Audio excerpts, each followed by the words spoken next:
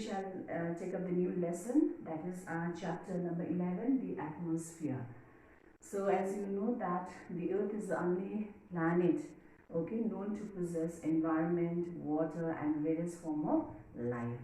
And the earth with its spherical shape, it's divided into three main domains, or the three important spheres: lithosphere, hydrosphere and the atmosphere. And these three layers, okay, the contact zone of these three layers makes the biosphere. So today we'll deal only with the one sphere, that's your atmosphere. Now what is the atmosphere? So it is the thin or the invisible layer of gases that surrounds the entire planet, or it's a blanket of air surrounding the earth, isn't it? So you can say the gaseous envelope which surrounds the earth is known as a atmosphere. And this atmospheric layer, okay, it contains many gases, okay, it has many gases, and most of this atmosphere is like concentrated near to the earth surface, okay, and this is due to the gravitational pull of the earth. So that point you have to remember. And we human beings, we live at the lowest the layer of the atmosphere, okay, where the density of the air is maximum. But this air, the density of the air decreases at a higher altitude. That means as we climb higher and higher, the air becomes rare. So therefore one finds difficult, okay, one finds it difficult to breathe as one goes up or the higher and higher. And this is due to the reason that less air is pressing down from above. That means at a higher altitude, the density of the air is less. The air becomes rare, okay. So now let us see the composition of the atmosphere. So as you know that the air is made up of many gases. So let us see the name of the gases. So the two important gases are oxygen and nitrogen.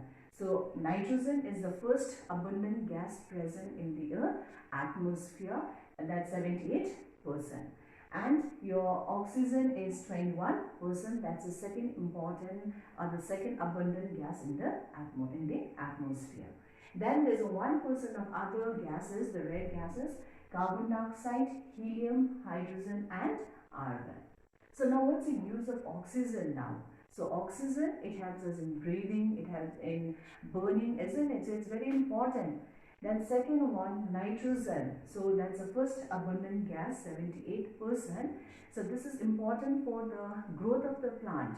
And plant, they do not take it directly, they cannot utilize it directly from the atmosphere, but they get it from the soil, okay. So therefore these two gases are very important for all form of life on the earth. Now see carbon dioxide. So carbon dioxide, though it's present only in 0.03%, okay. So this particular gas, carbon dioxide, it's used by the plants during the process of photosynthesis. And secondly, it even helps in maintaining the warmth on the earth, okay. Then apart from the gases, there are other particles like pollen from plants, dust particles, smoke, salt particles from the sea. And these particles, okay, they act as a nuclei, okay, for the water vapor to form water droplets around them. So that's the first importance, okay, of this dust particles, or they act as a condensation nuclei. Then second one, these dust particles, they help in scattering, okay, the sun rays during the sunrise and the sunset. So now let's see the importance. So I've written down the few points out here. Number one, it has life sustaining gases. So we have already seen here oxygen, nitrogen and all, okay. So they help in sustaining life on the earth, and the earth is the only planet known to have life because of these two important gases, that's oxygen, nitrogen and carbon dioxide. Then number two, the atmosphere protects the earth from the harmful rays of the sun. It will not allow the harmful rays of the sun to reach the earth, okay, in greater quantity. It will block those rays. It acts as a shield. Then next, it helps in long distance communication, okay. That means Like ionosphere, the layer ionosphere, it helps in reflecting the long distance communication. That means it will reflect the radio waves back to the Earth's surface. As the ionosphere, it consists of electrically charged particles called ions. Okay. Then next, fourth one, it helps in vaporizing the cosmic bodies which are moving towards the Earth's surface. So they are prevented from reaching the Earth's surface and thereby preventing the destruction of life and property on the Earth. So these are the few importance of atmosphere. Now let's discuss the layers of the atmosphere. Okay. So on the basis of the variation in the temperature, okay, the atmosphere is divided into the following layers. It has a multi-layer structure, okay, which consists of, as you can see here, troposphere, stratosphere, mesosphere, thermosphere. And thermosphere is, it has two parts, ionosphere and exosphere. So now let's see the features of the troposphere. So first point, the troposphere, as you know, it is the lowermost and the densest layer. So it extends at a height of 18 km at the equator to 8 km at the poles. Okay, that means its height varies from 18 km at the equator to 8 km at the poles. So this is the first point. Okay, then point number 2. Around 75% of the atmosphere is found in the troposphere and its concentration decreases as we go higher. So around 75% of the atmosphere is found in this particular layer, making it the densest layer of the atmosphere. Then point number 3. This particular layer, that's a troposphere, is characterized by the regular decrease in temperature with altitude. That means as we go higher and higher, the temperature decreases. And this decrease in temperature is known as the normal lapse rate. Okay. And the average decrease is 1 degree Celsius for every 166 meter altitude gain. So this is known as a normal lapse rate of temperature. That means where the temperature decreases with the increase in height. Then the next point is all the weather phenomena occurs here. That means whatever weather disturbances or the phenomena, it takes place in this particular layer. And the reason is because this particular layer, that is a troposphere, it absorbs maximum heat radiated from the Earth's surface. So therefore it gives rise to different weather phenomena or the weather condition. Okay, so therefore all the weather disturbances take place in this particular layer, that is a tropospheric layer. So now let us see the next layer, that's a stratosphere. Okay, so this is a layer which lies just above your tropopause. So tropopause is the upper limit of the tropospheric layer. So let's see the points now. Point number 1, it's let's see the extent first. This layer lies above the tropopause and it extends to a height of 50 km from the sea level. Then point number 2, the air is thin, cold and dry in this particular layer, that is in the stratospheric layer. Then third important point is the ozone layer lies within the stratosphere. Now what is the ozone layer? It's a protective layer, okay, that prevent the harmful rays from reaching the Earth's surface. So this ozone layer is present in stratosphere. Then next point is temperature here remain constant in the lower layer and increases with altitude. So the temperature in the lower layer is constant, but it starts increasing with the altitude.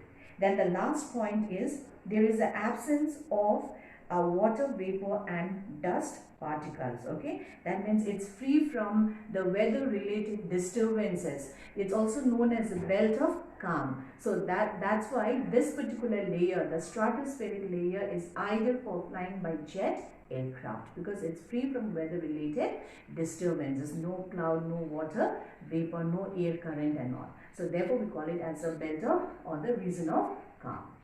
Then you have the next layer is a mesosphere. Okay, now see the features of your mesosphere.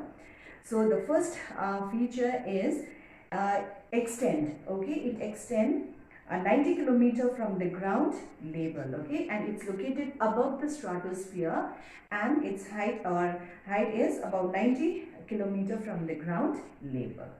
Then point number 2, the temperature decreases steadily. Okay, the temperature in this layer decreases with the height and reaches a minimum of minus 110 degree Celsius at the altitude of about 90 kilometer near the mesopause. So mesopause means is the upper limit of this layer. Okay, then the next point is the meteors advancing towards the earth.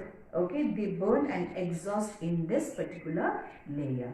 So the meteorites or the meteors and all, okay, that is moving towards the earth, they get exhausted or they burn in this particular layer. And this burning of the meteors, okay, they appear to us as a shooting star. Okay, then now let's see the next layer, that's thermosphere. And the thermosphere, it has two parts, ionosphere and exosphere. So now see the features of ionosphere. Number 1, it is the upper part of the thermosphere. Okay, the upper part of the thermosphere is your it's the ionosphere, and this layer, it consists of electrically charged particles called ions. So ions are present in this particular layer, and therefore this presence of ions, okay, it creates a sheet. Okay, create a sheet like light, the display of a light, which we call it as a aurora borealis. Okay, that's a northern light and the southern light. Then the next point is the ions which are present in this layer, it will help in reflecting the radio waves back to the earth's surface. So therefore it enables wireless communication, okay, due to the presence of ions. Then okay, so now let's see the next, the last layer, that's a exosphere. Okay, so point number 1, the exosphere, it is the uppermost layer which lies between 400 to 1500 kilometer above the earth. So it is the uppermost, and its height is around 400 meters to 400 kilometers, to 1500 kilometer above the earth. Okay, and second point, this particular layer, the exosphere, it merges with the interplanetary space. Okay, and next point, the temperature increases with height. So in this layer, the temperature increases height, but we know very little about the layer extending beyond 640 kilometer height from the sea level. Okay, the information which we have gathered is very less. Then next point is the density is extremely low. Okay, in the exosphere, density becomes extremely low. And the last point is this particular layer, it consists of lighter gases like hydrogen and helium. So these are the important layers of atmosphere.